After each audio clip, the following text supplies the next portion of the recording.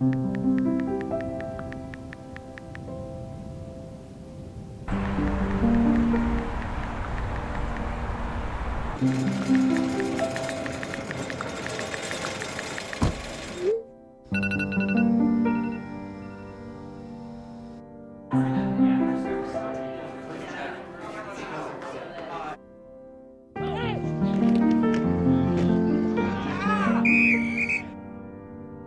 don't even know what you want.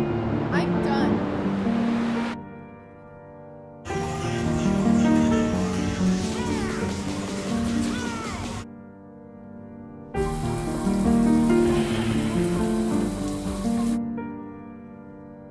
Look at me when I talk to you. You sitting there and tell me.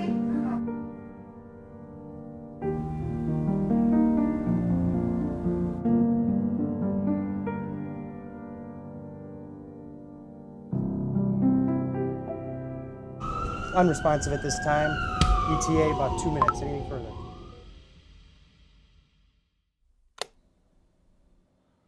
My name is Dominic Tierno. Since I graduated high school in 2014, I've had the great honor of directing a number of documentary films about drugs and drug addiction. Our mission is to revolutionize drug education by telling real-life stories that motivate young people to make one of the most important decisions of their life, and that's the decision to not use drugs. 2020 was the worst year for drug overdose deaths that we have ever seen. In the beginning of summer in 2020, I came across this article. A 14-year-old kid from a town I grew up in had died from what appeared to be a drug overdose. He's a smart, funny guy who, like many kids, was struggling with some anxiety issues and decided that he would turn to drugs to see if he could help himself with that. What happened was he went and bought this pill, this Oxycontin pill, from a guy he had known because he thought that pill might ease the pain of what he was going through mentally. Well, he didn't know it, but that Oxycontin pill wasn't a real Oxycontin pill. It was a fake pill. It looked just like the pill that he wanted to try, but instead of Oxycontin, it was made with fentanyl, a synthetic opioid known to be 50 to 100 times the strength of morphine. That one pill he took that night killed him almost instantly, and his mom found him dead in his bedroom the next morning. Before I can even finish that article, I'm scrolling through and I see another linked article. Not far away, around the same time, another 14-year-old dead from fentanyl. So then I go back to Google and I type in fentanyl deaths. I hit search, and then it all made sense. I saw another kid, and I saw high school students, college students, young adults, all recent, all over the country, all dead from fentanyl. And so I'm looking at that and I'm saying, these aren't just normal overdose deaths. These people think they're taking one drug and turns out they're being killed. Why have we not heard about this? It's a drug 50 times more potent than heroin, and doctors say just touching it can send you to the emergency room. We're talking about the synthetic opioid fentanyl. The first time I heard about fentanyl was my sister busting in my house being like, don't touch anything in his room, it's fentanyl. And I'm like, I don't even know what you're talking about. Like, I have no idea what's going on right now. So most people haven't heard of this because we haven't been talking about it. Back in 2013, when it first started showing up, only about 3% of drug users were dying from it. Now we're looking at over 50% of drug deaths being attributed to fentanyl. If Alexander could have got a lesson, I wish he knew about fentanyl. I wish he understood that fentanyl poisoning is real and that every time you try something, you're playing with your life. It is pill roulette every time you try it. As a mom of a kid that was just trying to experiment, that's where it is. As a mom of a kid that died just wanting to experiment, I wish I could just shake you and tell you and make it real for you. But I don't know how to do that. I won't be there when you're faced with these decisions.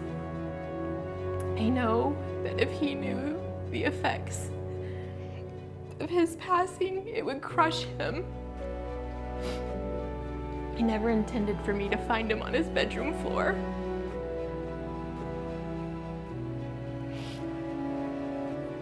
He never intended for his dad to administer CPR, trying to save his life while we were waiting for the paramedics. Even his 12-year-old sister wanted to run in there and try to help do CPR, but I held her back. Alex didn't intend for me to see him wheeled away on a stretcher and put into an ambulance.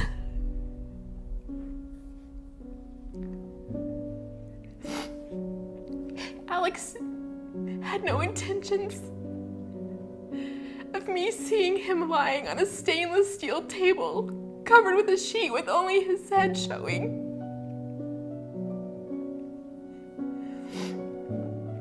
Alex had no intentions of me knowing what it felt like to kiss his face for the last time. The images that I'm left with of that day replay in my mind on a regular basis. Please do not put your family through this. And please, please, please, I beg of you, learn about fentanyl now. Don't wait until your best friend has died, or a brother or your sister. Learn about it now so you can help your friends. You can tell them, you can warn them. You can be a very important part of saving lives. This would be how much cocaine somebody would have to ingest to kill them. This is the approximate number of prescription pills one would have to ingest to kill them.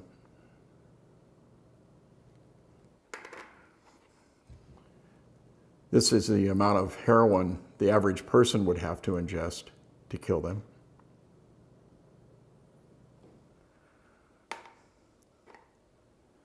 Fentanyl.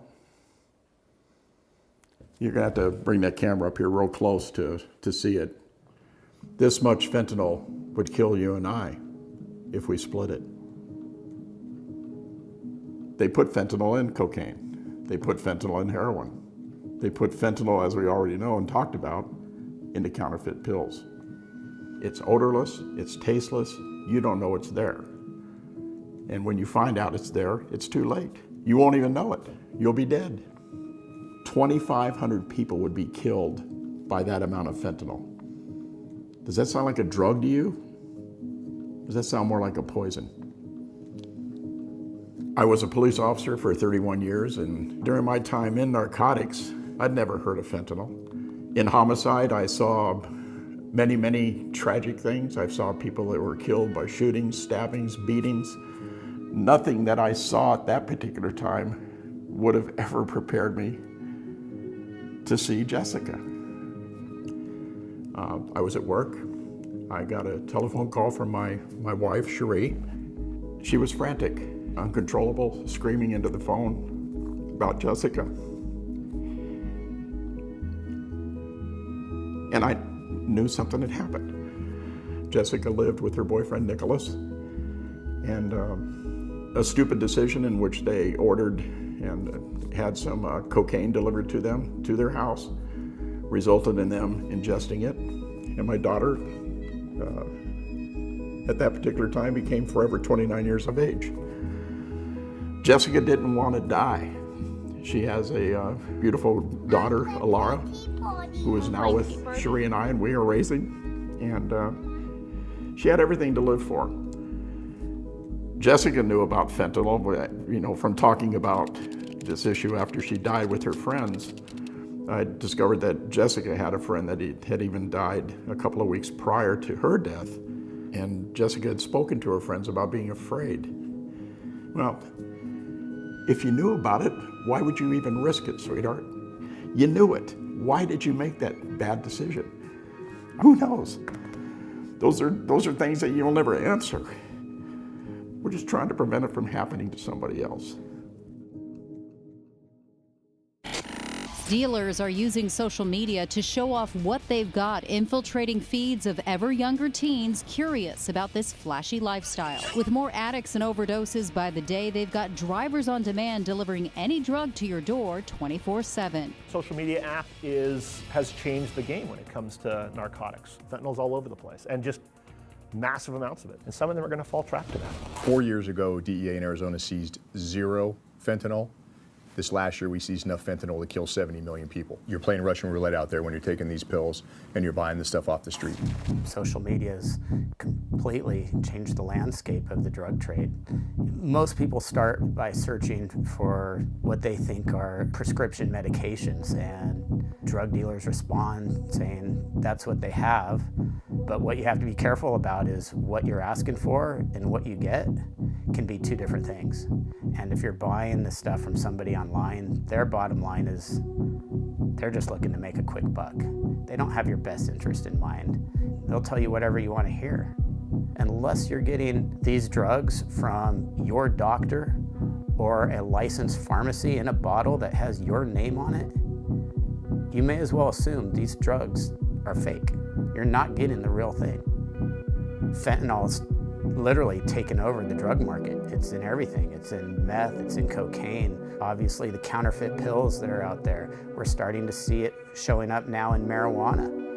The people who make this stuff, who are putting the fentanyl in everything, they have one goal: to get you hooked. Fentanyl is highly, highly addictive. They're gonna trick you into thinking you're getting something you're not, to take you down that rabbit hole, to get you hooked on fentanyl and have you become an addict. Because to them, you're a customer, and you'll be a returning customer at that point. One of those times, you're gonna get enough fentanyl to kill you. Alex was in her bedroom at night, getting ready for bed. She went on social media in search of oxycodone.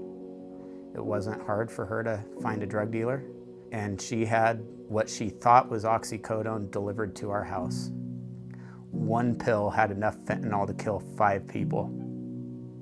My daughter took half of this pill and died instantly. In an instant, my life was changed forever. My last memory of my daughter is of her being wheeled out on a gurney. I saw my daughter brought into this world, and I saw her leave this world.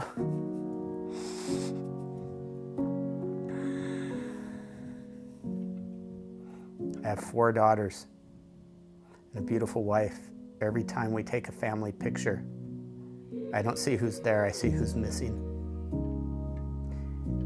It's an odd feeling to looking forward to dying, because you know that's when your heart will be made whole again. Alex would have never wanted this. Don't do it to your parents.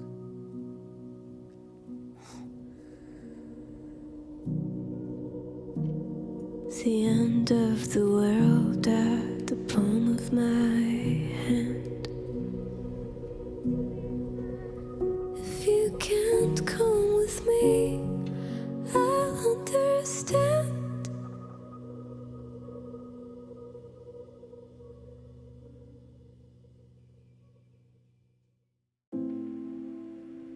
It was March 31st. And that evening was one of the most special evenings we had had in a long time. I told him to come downstairs. I wanted to hug him. I don't know why. And he came down the stairs and he hugged me and he said, "Dad, I'm so sorry for all the things that I had put you through in the past." And I said, "Don't worry about it, Daniel. You're just a kid and you're just learning, but you're going places. You got a great future coming ahead of you. I'm just so proud of you. You have no idea." All right, Dad, good night. Love you. Good night, son. I love you too. See you tomorrow morning.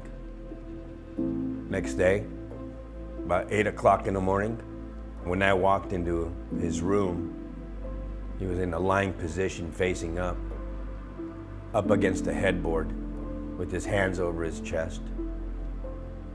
And I saw his eyes. He had a little blue on top of his lips. I screamed at the very top of my lungs. Daniel. Daniel. Daniel.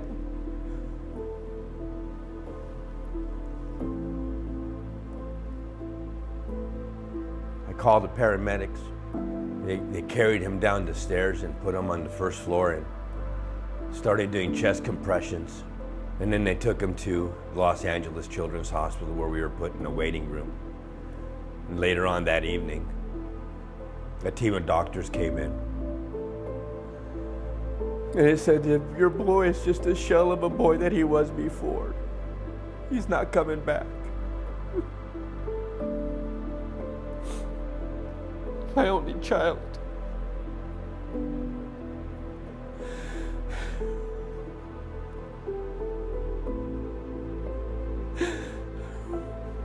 I couldn't protect them. I couldn't save his life.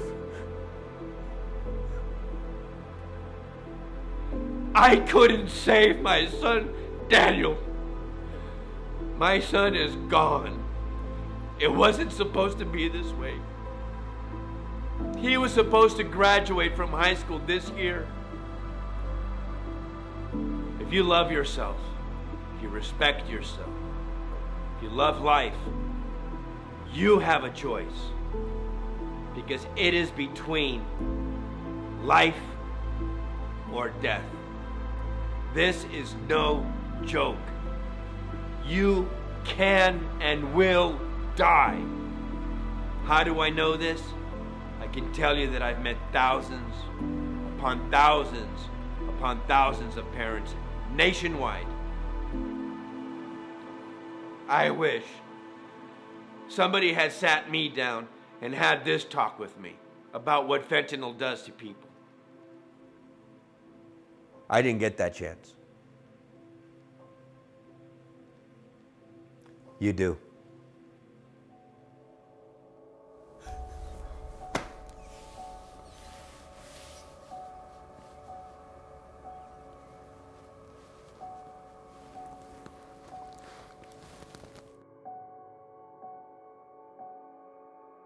You know, there's always been one main problem with the films that we make, and it's the reason why we try to keep them as real and as relatable as possible. People just so commonly think that it will not happen to them. I'm talking about great people, nice people, cool people, intelligent people with big plans for the future, big potential. Gone because of one choice they didn't know would end their life. Fentanyl is coming for anyone and everyone. So the most important message that I can give to kids, to teens, young adults, anybody, is the same old message we've heard time and time again. And that's to really get serious about not even trying a drug. You see, back when we first started, I was telling kids not to use drugs because you might get hooked, you might get addicted. Now there's not even time for that. Now it's don't try a drug because you might actually not wake up tomorrow. You might actually not get another chance. One choice is all it takes. If you don't believe that, I guarantee you, at this point, there was someone very similar to you who wished they could be here right now to look into the camera and look into your eyes and say, don't do it. Please don't do it. Please, I wish I wouldn't have done it. Don't do it. Don't risk your life. So my question for you is, are you going to listen? Or will it be your family and your friends holding your picture, wishing they could have been there to tell you?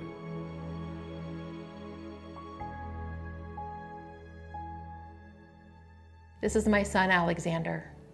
He died at 14 years old from fentanyl poisoning. This is our daughter, Jessica. She was 29 years old when she was killed by fentanyl. This is my daughter, Alex. She was murdered at 20 years old by a drug dealer who sold her a counterfeit pill made of fentanyl. This is my son, Daniel Joseph Puerta Johnson, killed at the age of 16 by illicit fentanyl. This is my son.